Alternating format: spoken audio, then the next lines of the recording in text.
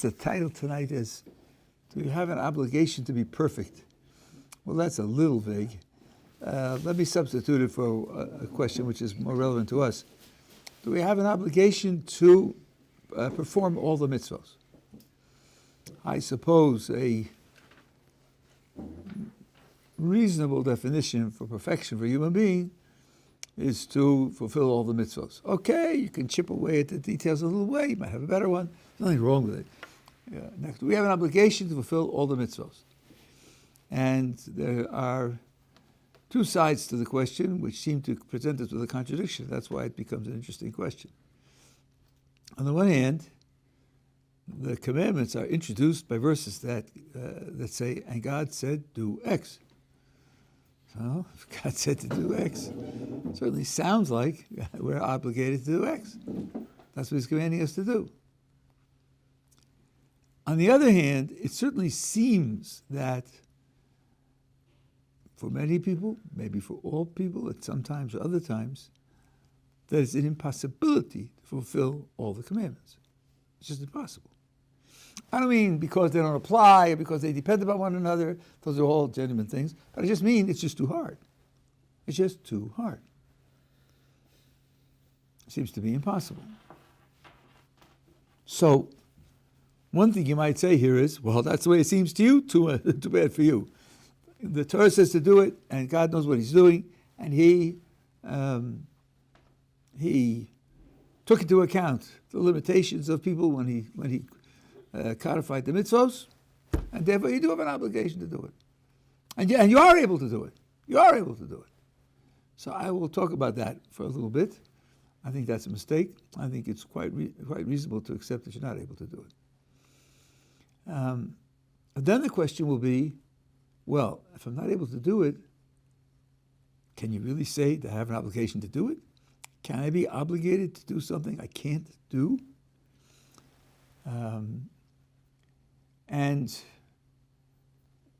First of all, it just sounds wrong to say you're obligated to do something you can't do. Could you be obligated to jump 20 feet in the air? It's an impossibility. And second of all, we normally think of obligations as a way of guiding action. When you try to make a decision what to do, you think, well, what are my obligations? But if there's an obligation, it's impossible to carry out. So then it can't guide your action because you can't do it. So it seems to say that you really are obligated would be false to the way in which obligations affect our lives. That's more of an articulate objection. Immanuel Kant made this famous by saying, ought implies can. If you tell someone he ought to do something, then you must be committed to his capability of doing it. If you acknowledge that he can't do it, it's impossible for him to do it, then you withdraw the ought. The ought is a mistake. One shouldn't say that he ought because it's not true. Ought implies can. So then, if on the one hand, ought implies can, and on the other hand, we acknowledge that it's impossible for many people at many times to fulfill all the commandments that are applied to them, we're going to have to say that we don't have an obligation to fulfill the commandments. Rather, what people suggest is we should say we have an obligation to make our best effort. By definition, your best effort is something that you have under your control. That's by definition what you have under your control. That certainly you can do. And that you can be obligated to do. But more than that, you can't be obligated to do. I think this is wrong. I think Kant is wrong. I'm not alone. And I think it's wrong, certainly for Judaism. I think that you can be obligated to do things which are impossible for you to do. So let me try to give you some examples, and then try to explain how it works, and then explain what we should say about the Torah. I want to consider people who have an obligation and are able to fulfill it, and then something changes and they can't fulfill it. According to Kant, since ought implies can, while they were able to fulfill the obligation, then they had an obligation. But when circumstances changed, it became impossible, that obligation disappeared. I want to see whether that's intuitive. I'll try to address that in two different ways, and then see where we should go from there. So let's take him, for example, someone borrows money, and a sizable amount of money, and he puts up collateral, his house, and he's certainly capable of fulfilling, of paying it back. So pay it back in a year, and there's no question that he can pay it back in a year, no problem. So he borrows the money, and he's borrowed the money, and he can't, and he's able to do it, so therefore the obligation applies. But then things start to happen. His house burns down, and insurance company finds that according to the rules of its contract, it's not liable, so he loses the money, and then the stocks fall, and then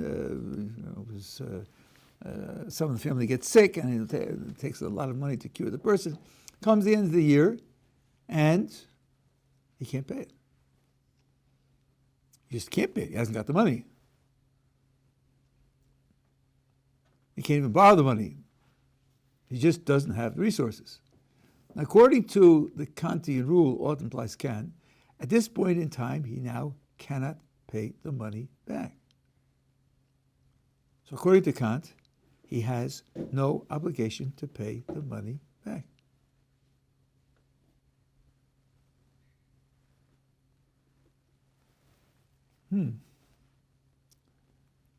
Does that sound right? Does it sound reasonable? Let's compare it with other things that you have no obligation to do and see whether they're the same. Let's say there's a tax that you have to pay from 50 years and on. None of you here is 50. Do you have any obligation to pay that tax? Certainly not. You're not 50. Or let's suppose there are certain obligations that parents have, but you're not parents. There, I think it's obvious, it's just obvious by the definition of the obligation, that you don't have those obligations. You don't meet the conditions to which the obligation applies. Is that the same as you borrowed the money and now you can't pay it back? Do they feel the same? Do they feel like your moral relationship to those things is the same? According to Kant, you have no obligation to pay the money back. Just like you have no obligation to pay the 50-year-old tax or to pay the parent tax, you have no obligation to do this. In those cases, certain parts of the condition don't apply. Here, one of the conditions of an obligation is that you should be able to do it. That condition isn't met, so you don't have the obligation.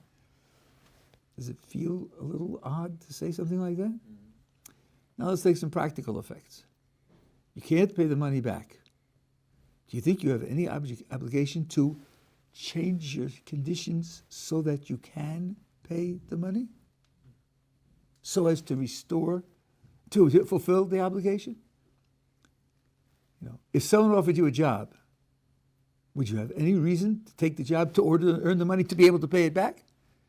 He says, but there's no obligation. There's no obligation to pay it back.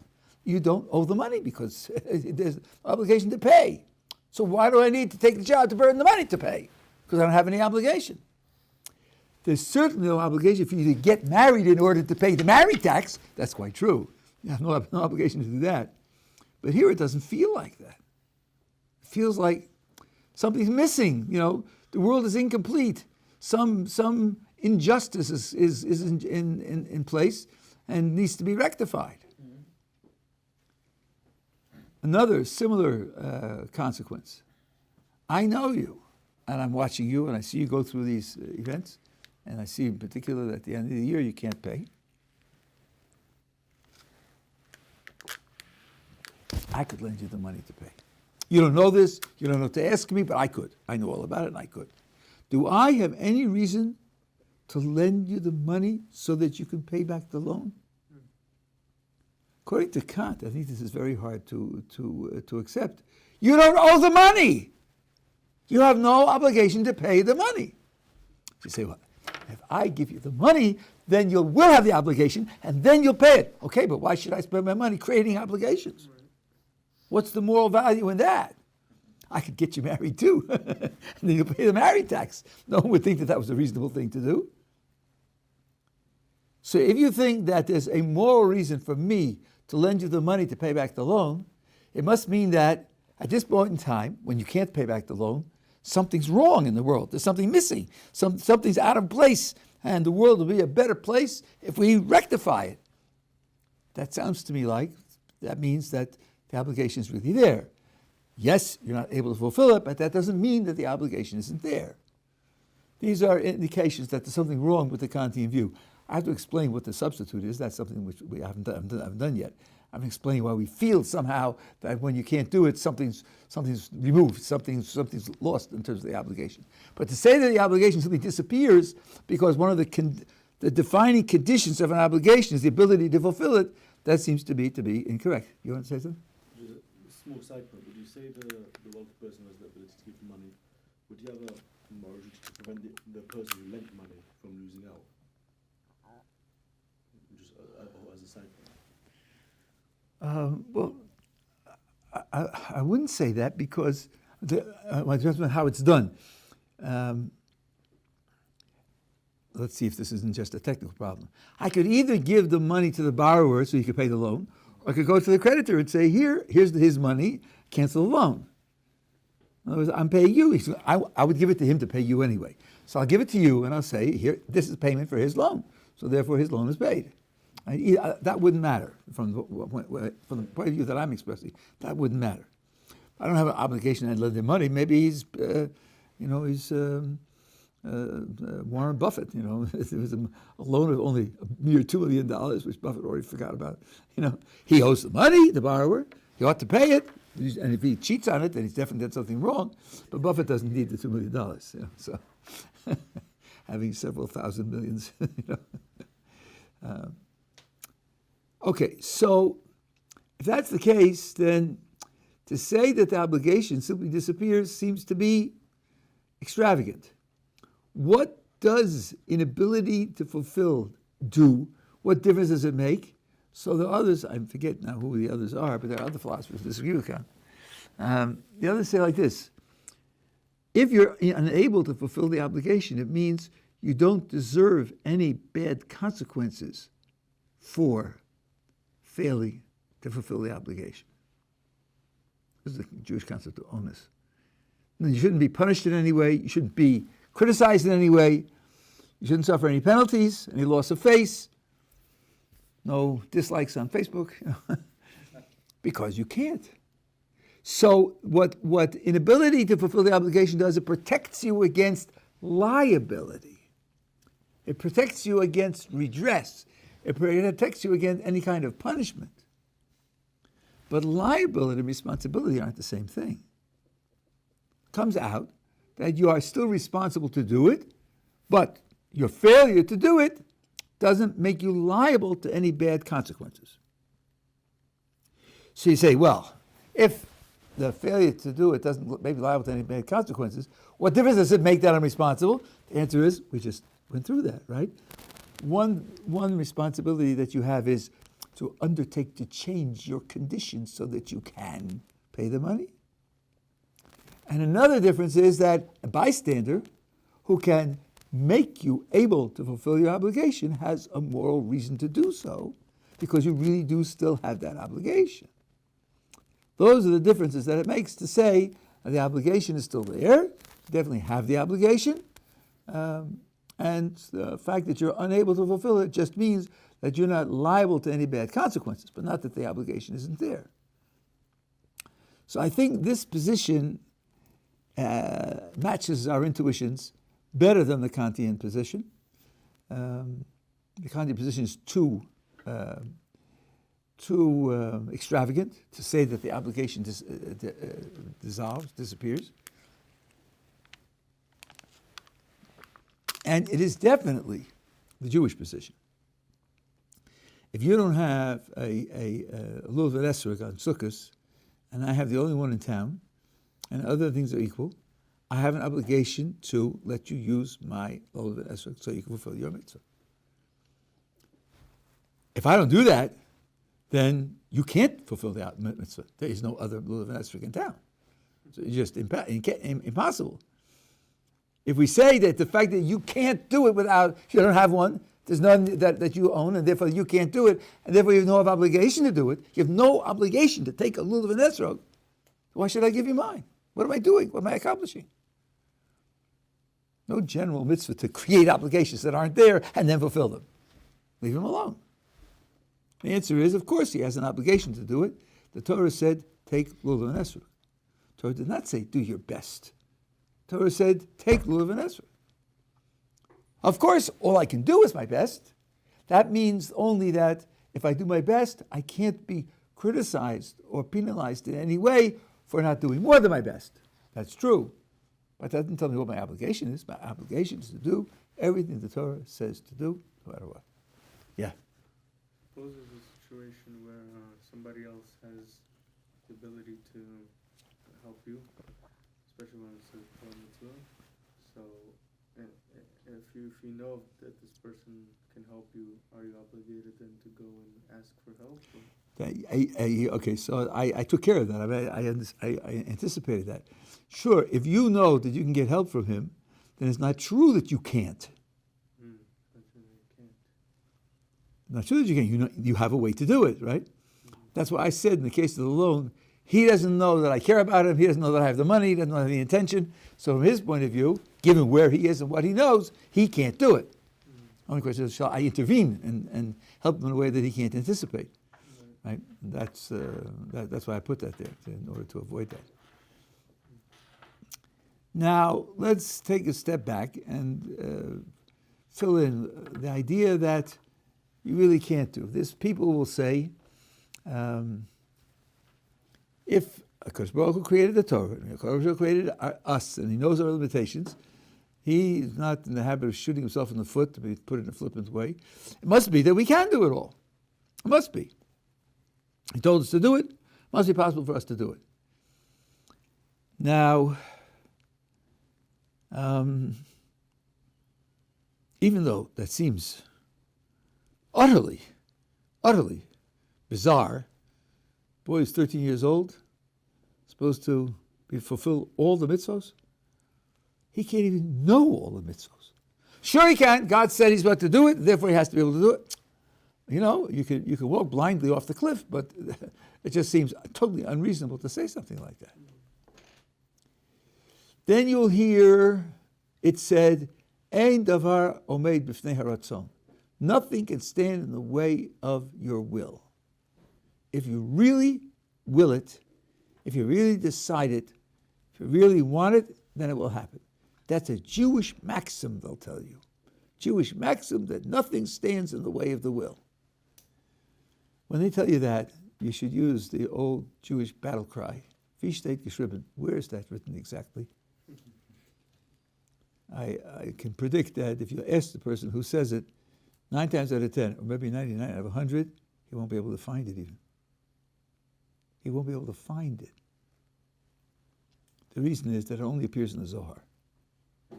And he won't know to ask it in Aramaic. So he's not going to find it. Number one. Well, I'll tell you what it means in a moment. But now let's ask. Moses pleaded with God to go into the land of Israel. He prayed 515 times. God said no. So shall we conclude that Moses didn't really want it? No. He didn't really want it. Ain't davar omed b'fnei haratzon. Nothing can stand in the way of a person's will. If he really wanted it, he would have gotten it. So if God said no, it means he didn't really want it. Doesn't that sound, in addition to our intuitions about normal life, doesn't it sound a little extravagant to say that Moses really didn't want to go in? It's just like, so if you look up that Zohar,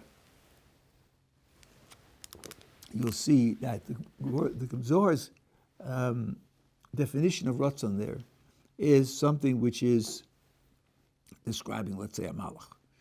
you have to want it and want nothing else, and want it with all of your soul, with all of your heart, and it has to be your whole essence, and there can't be anything standing in the way, and no other considerations. It's got to be total, and which means that this idea of Ratzon that Zohar is talking about happens 1/1,000,000,000 of 1% of the time.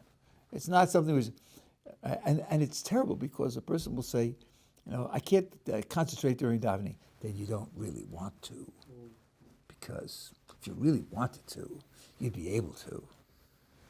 And then the person says, boy, am I evil. I'm really evil. I don't even want to. Not only don't I do it, but I want to do it. And then it drives you to despair. It's a terrible, terrible trap. Now, I want to give you a couple of sources. I hope the safe is here. I forgot all about it, as usual. Here we are. Yeah, sorry, thank you very much. You saw it coming. Very good. Rambam in Hilchos Tshuva, the laws of repentance, chapter 5, where he discusses free will for quite a while. He says, Rishus kol adam nesunalo. Rishus here means power. Power is given to each person. Imrotza lahatos atzmo lederech tova v'liyos tzadik. Listen carefully to the words. If he wishes, wants, wills to incline himself to a good path and be a tzaddik, hashus biyado, the power is in his hand. A lot of words here. The Rambam didn't really say, if he wants to, he'll be a tzaddik. No, he put two barriers between the wanting and the tzaddik. One is to be on a path, which will bring him to being a tzaddik, but he doesn't say just be on the path. No, he can incline himself to get on the path which will bring him to be a tzaddik. That's a process. That's a process. That's not a snap decision. It's a complicated, long process. And he says in Rotza, if he has the will. So if he has the will, he can start a process which will eventually lead to becoming a tzaddik. Not being a tzaddik instantaneously. That indicates that he doesn't have the power to be a tzaddik instantaneously, just by willing it.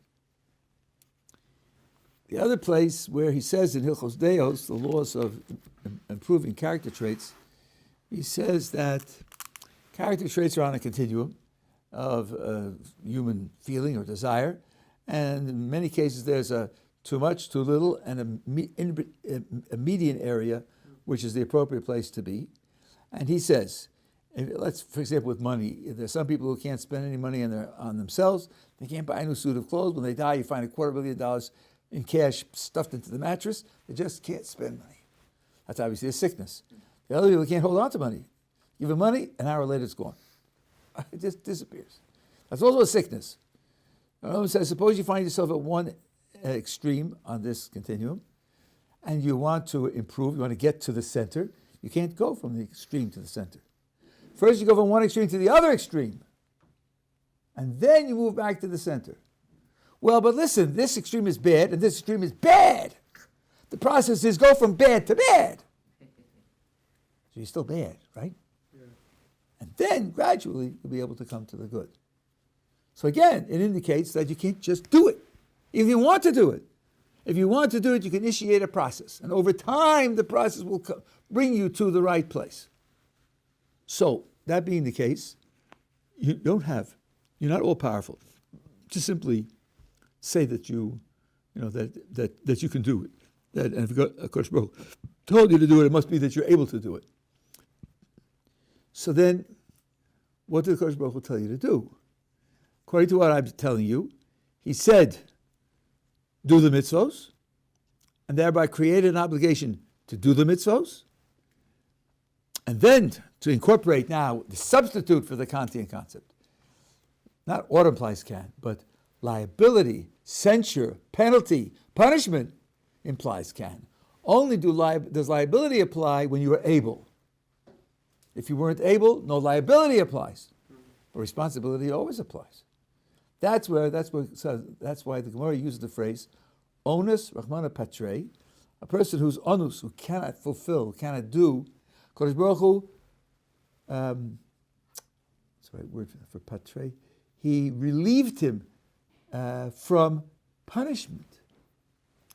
Patre me onish, he removed the punishment for failure, but not that he removed the obligation. Now, so we're together so far? Yes. Okay, so now this implies, I think this is ubiquitous throughout self-development. There are certain mitzvos which at a certain time in life are simply impossible for a person. Study undistracted. When you're studying, you shouldn't be distracted by something else. You shouldn't interrupt the studying to do something else. Some call it quite a considerable crime to interrupt. It's as if you're implying that there's something that's more important than studying Torah, so therefore you can stop studying Torah to do that. You say to a person, our morning Seder is 4 hours. Welcome. From 9 to 1, no distractions. They'll simply go scuba diving. Like that's crazy. What? No distractions? I'm happy if I can salvage 1 hour out of 4. You're talking about no distractions? That's beyond belief. And it is beyond belief. And it's not because he doesn't want it. He wants it, all right. By the way, this is perhaps a little flippant. I would like to speak a full paragraph in grammatical Chinese. Oh, if I don't do it now, that means I don't really want it. I don't think that's right. I think that's a little extravagant. But why should it be different anywhere else? Why should it be different anywhere else? So the question will be, when I see things that I can't do, I have an obligation to become the kind of person who can do it. That's only true because I have an obligation to do it. I'm just not worthy of censure and penalty for not doing it. But then I have an outstanding obligation that I'm not fulfilling. Yeah. So would this also imply the mitzvahs that we no longer can't do? Like as in like during the times of Beis Hamikdash, we still have an obligation for it. Yes, 100%. The mitzvahs that can't be done because of circumstances that make the mitzvahs impossible. They don't.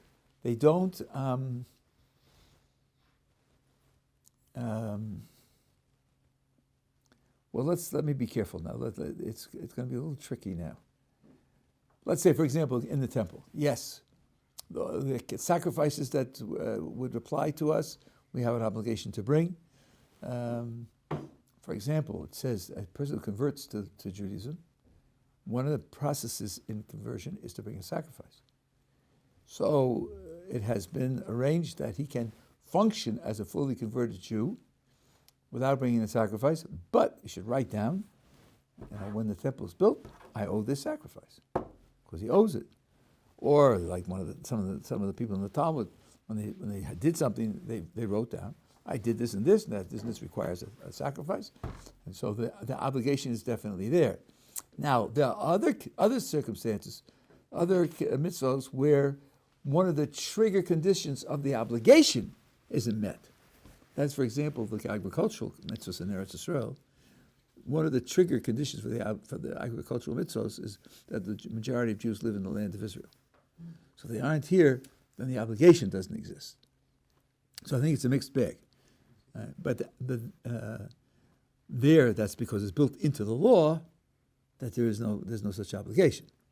Wouldn't we say the same thing for the obligation of, let's say, a sacrifice only exists in the case of the Beis Hamikdash is present? So therefore, since it's not present, you wouldn't have the obligation? No, because there's nothing in the statement of the obligation that it says it if it's not there. It says this is what you should do, and you should do it in the temple. But there is a positive. One of the mitzvos is to build the temple, right? So it's not as if you don't have an obligation to do it. It's just that you can't do it. You're not physically able to do it.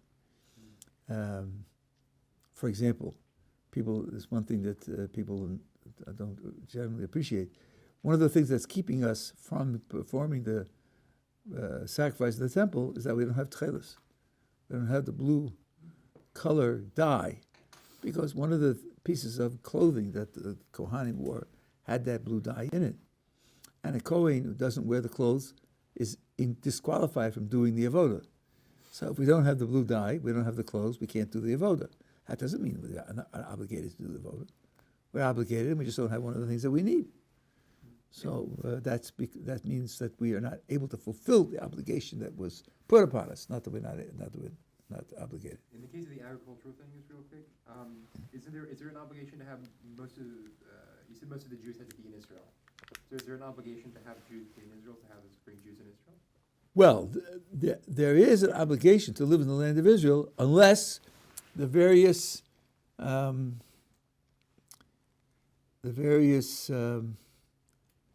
exceptions to that obligation apply to you. And the Gemara lists them, and Yeshivat Ohr codifies them. So if you have people who have the legal option, permission to live outside the land of Israel, and sometimes it's an obligation to live outside the land of Israel, because what gives you permission to live outside the land of Israel is that there's another mitzvah of the Torah which you can't fulfill in the land of Israel. Now, not all of them are that way, but it goes like this. Here's a list of mitzvos, 25 mitzvos. For these 25 mitzvos, if you can't do them in the land of Israel, then you should go outside the land of Israel to do them. Right? So then these people are doing what's perfectly legitimate. It could happen that 70% of the Jews have to do these mitzvos, and it can't be done in the land of Israel. Then 70% will be living outside with full justification. And if so, the agricultural mitzvahs at that time would no longer be obligatory. When they came back, they would be obligatory. All of that is certainly possible. Yeah? Oh, sorry, yeah. In the case of the person who can't fulfill the obligations, responsibilities, he's obviously not getting the merit of fulfilling the mitzvah, which is a cost of some kind, but not an act of punishment. But do the Jewish people or the world as a whole suffer active consequences for the failed responsibilities of individuals who can't perform those responsibilities? Oh, that's a nice question. I think the answer is yes. Performing a mitzvah is something which improves the world in a certain way. In addition to improving the agent's conditions, it improves the world in a certain way. Now, I guess it would depend, how it became impossible and why it's impossible. Still, the lack of the performance of the mitzvah is a loss. It definitely is a loss. The loss might not be accountable to anybody. No one may be liable for consequences of the loss, but it's definitely a loss.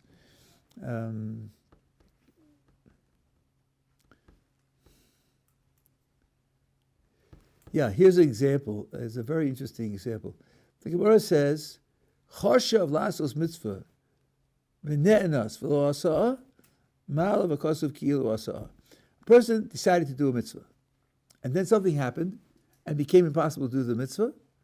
Then, mal v'kosuv, the scripture attributes to him as if he did it. Of course, that's very vague. Scripture, but here's the idea. I'll give you an example. You're standing on one side of the street. There's a 2-lane highway. And then on the other side, you see someone who's asking for charity. And you're going across the street, and you think, okay, when I get there, I'll give him some charity. Meanwhile, the traffic is going, and it's a red light for you, and the buses and trucks are going by. Fine, the traffic stops, turns green, you go across, he's gone. He's gone.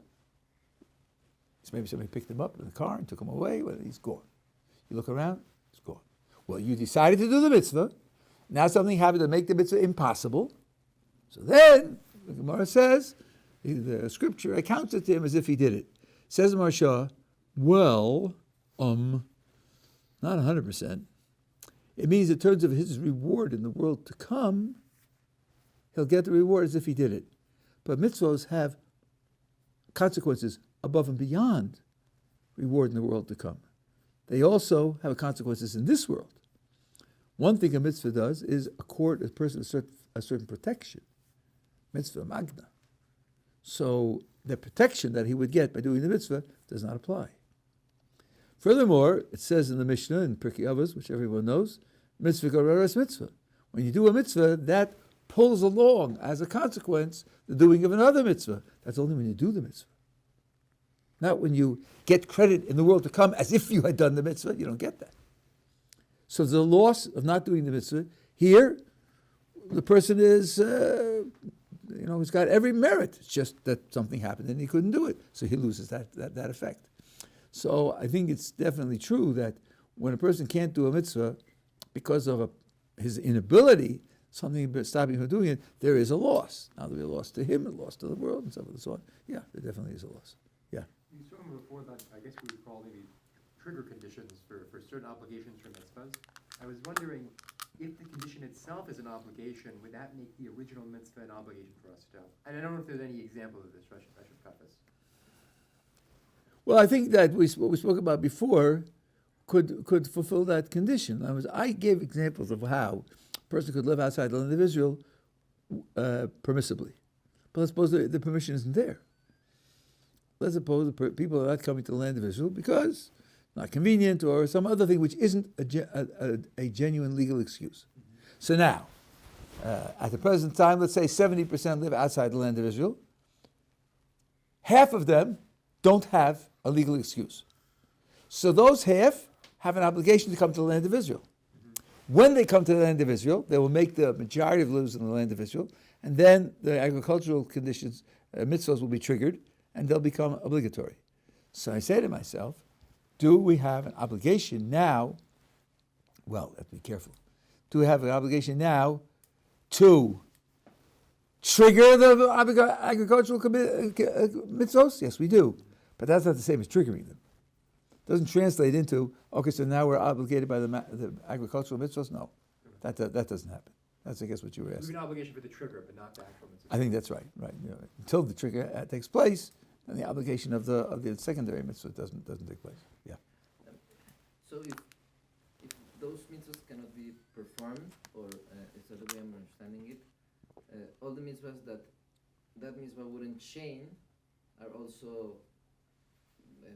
out of the picture, or can we consider that we get the schar for at least having the let's say the intention, and then that would actually allow us to reach the other mitzvahs that we can perform, like could be part of the schar of those mitzvahs that can't fully be done. I'm lost now. I mean, by the intention, we said, no? Like, Let's say there's a mitzvah A, right, and I'm not able to do it. right. Now what? And we said that mitzvah mekarev mitzvah, no? Like, Mitzvah, goreres mitzvah. goreres mitzvah. Right, and I didn't do In A. this world. Right, in this world. I didn't do A. Right. So it wouldn't bring the other chain of mitzvahs. That's what the Maharsha says. That's right. But if there was an intention, wouldn't that be enough to goreres the mitzvah? Because even if you couldn't perform it, wouldn't that perhaps have certain schar and then bring a mitzvah from it? I hope I understand where you're coming from. Look, this is not something you're supposed to figure out. Right. This is not a piece of philosophy. Intellectually, it could have gone either way. No question about it. Indeed, if you didn't have the Maharsha, I think I'd be inclined to say that it could go that way because the Gemara says it's accounted to you as if you had done it. But the Maharsha says as if doesn't mean identical. As if can mean, it's like a simile, Rambam's example is a pasuk says, "I'm a pelican in the in the desert," and the Rambam says he wasn't saying he had feathers and he eats fish for supper and he enjoys flying in the air, but he meant that he was lonely. The pelican is lonely, and he's lonely also. Right? A simile is a simile in a particular dimension. Maharsha is telling you it doesn't carry the consequences in this world that the actual performance of the mitzvah would have carried. It doesn't do that. Why is that? I don't know if there's a reason philosophically. Could have done it. Because Baruch is running the world, he can make the consequences whatever he wants. He's telling you if you didn't do it, then there is this loss. Yeah. You have said there's an obligation to help others. to be able to do the mitzvahs, how far would this obligation go? So would you suffer monetary losses? Could you force the other person? Could you sort of beat him into it? How far does the obligation go? In addition to just helping him, can influence it? Should you beat him into doing it, and so on and so on? Well, these are all legitimate questions. To start at the extreme end, a person who refuses to do a mitzvah, any mitzvah, person refuses to do a mitzvah, the court calls him in, and they beat him until he does it. You don't have the option to say, I'm not doing a mitzvah. Excuse me, the creator of the universe says you have to do it, you have to do it. This isn't up to you. Not a question of whether you identify as a stone or don't identify as a stone. You are a human being and you're a Jew, and you have this obligation. That's one thing. Then, the Gemara talks about Gottleib ma'aseh min ha'oseh. Greater is he who, so to speak, causes the mitzvah to be done than the one who does the mitzvah. Now, there is another place where the Gemara says, roughly, Gottleib ma'aseh ka'oseh, that the one who causes it to be done is equal to the one who does it. One says he's greater and one says he's equal. And one of the Achronim, I keep forgetting who it is, says that, I remember the name of the Yad Aharon, I think Rabbi was found in somebody else's name. The difference is this. Now he isn't doing the mitzvah, and I can bring it about that he will do the mitzvah. But there are two different ways to bring it about. One is what we've been talking about the whole evening, and that is to give him the means that he doesn't have. If I give him the means to do it, then I'm equal to him in my reward. Equal, not greater. But let's suppose he doesn't want to do it. Now, the example that's given is not beat him up. That's up to the court to do. But to persuade him. Suppose I persuade him, and then he does it. Then I get a bigger share of the reward. And I would say the metaphysical explanation is whose will is being done. The will to do the mitzvah is an essential element in the mitzvah and in the reward for the mitzvah. In the first case, he wants to do it.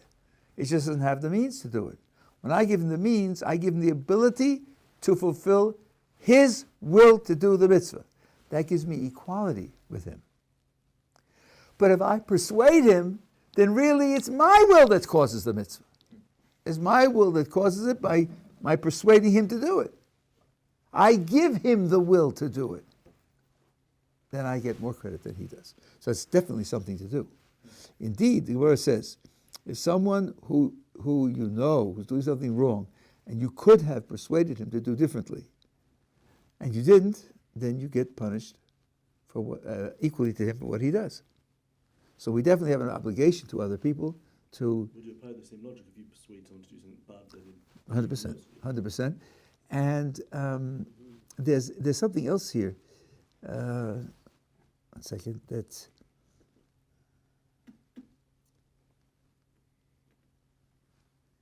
1 second. He does it.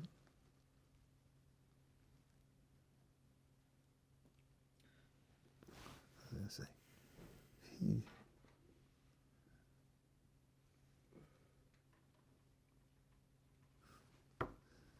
went through my mind. If he does it, I persuade him to do it. Oh yes, the question is, how does my responsibility for his mitzvos interact with my responsibility for my mitzvos? Should I sacrifice a mitzvah of mine so that he can do a mitzvah of his? And because people don't read Tosfos and they look at the Gemara superficially, they'll say, well, the Gemara says, do you think we say to a person that you should perform a transgression in order to your friend should have the merit of doing a mitzvah? And they read that as a negative interrogative. Of course not. That's dumb. We don't do that. But it's not true. The answer to that question is yes, not no. The answer is yes. There are just certain conditions which it doesn't apply. And the famous example is where someone comes to the temple, Erev Pesach, and he wants to participate in the Korban Pesach, Paschal sacrifice, but he has a problem. He owes a sacrifice. And unless he brings that sacrifice, he can't participate in the Paschal sacrifice. So he has this problem. So he comes to the Kohen and says, listen, I need to present this sacrifice so that I'm then qualified to join in the Paschal sacrifice. And the Kohen says, I'm awfully sorry, but we have a rule for sacrifices like this. It has to be done before the afternoon daily sacrifice.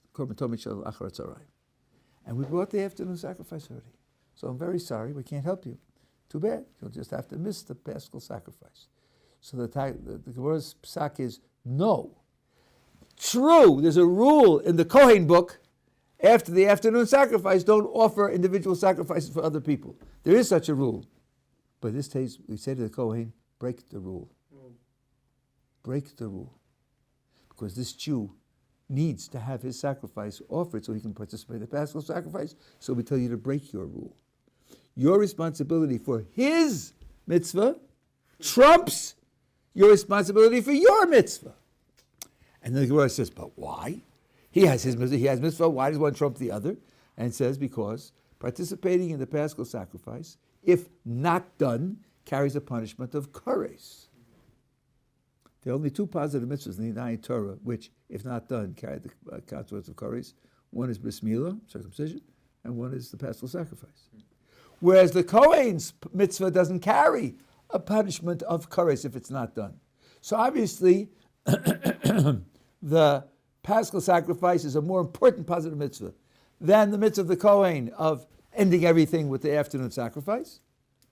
And therefore we say to the Kohen, you're responsible for two mitzvahs. You're responsible for your mitzvah not to present his sacrifice, and you're responsible for his mitzvah to join the Paschal sacrifice. They both belong to you. Don't say it's his, it's not my concern. They both belong to you, and you should do the bigger mitzvah. The bigger mitzvah is to offer his sacrifice so he can do the Paschal sacrifice. So we even say to another person, there are other examples that the Gemara gives. Taking Trumas and Maestros Shlom and a Mukaf, which is no good, but to save somebody who walked off and didn't know that they weren't taken. I mean, there are various things that we do say, the only exception, as Tosfos points out, the Gemara in Shabbos, Daf Dalet, and the Gemara in Sanhedrin, is where the person who's going to suffer is a criminal. He's a posheya. If he's a posheya, then you don't have a responsibility for him, because he's acted in such a way as to fail to merit your concern and responsibility for his mitzvos. But in normal conditions, we do say that. Yeah. Is the Kohen at all punished for, or receives any punishment for the violation of this rule, as well as as well as of the person giving the sacrifice? If it's a case of negligence, do they also receive punishment? I think the answer to both questions is yes.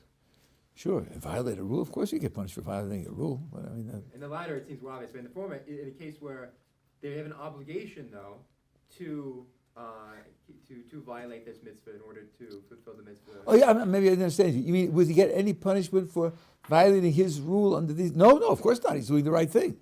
It's like driving to the hospital on Shabbos to save a life. You don't get any punishment for that. Oh, okay. Yeah. Do we not say chayach koydem? Your life comes first. First of all, it's very interesting. The Gemara, in analyzing the case, two people in the desert, they have one canteen of water. One has one canteen of water. What should he do? Should he share it with the other guy and both die before they reach civilization? Or should he keep it for himself, right? So Bar Kapra, who analyzes the thing on the basis of all other Torah considerations, says, share it and both die. Should you not? Logic says share it and both die. Now, Rabbi Kiva says, but I have a pasuk. Two different psukim. The responsibility for life is only if he's going to live with you and you're going to be alive. But you don't sacrifice your life for somebody else. But don't take the pasuk and apply it to Netilas Yadayim. It's talking about life and death, right? And that's number one. And number two, over here, you're not sacrificing anything. You're doing what you're supposed to do. No, I'm just saying, would the logic then, without the possible, would the logic then be given to the other person? Because you'd be I suppose you, by taking it for yourself, you're sort of killing the other guy. You're not letting him out, as opposed to just. Whereas if you give it to the other person, you're just committing suicide. Essentially, that's what's happening. The interplay. I'm losing my grip here. The question is what your legal obligations are. So if you can help the other guy fulfill his mitzvah by violating one of your mitzvos, and if objectively his mitzvah is more important than your mitzvah, then you're obligated to do that. You're supposed to look at it as if both mitzvahs are yours. Once I've said that, Imoch doesn't apply anymore because they're both yours. It's not as you and him. That's exactly what I meant. You know, it becomes yours because we don't look at that as a barrier. That's anyway. So I think this is the real bottom line is to understand the Torah did command us to do these things, and we are responsible to do these things. We're obligated to do these things. When it's impossible, we're not subject to any liabilities. Often it will be impossible, practically, psychologically, economically, whatever it is. But because the obligation still applies, we have a responsibility to work to put ourselves in a different condition where we can fulfill it, instead of simply saying, like Kant, well, it's gone. And secondly, we have obligation to help each other to fulfill it when the other person can't do it.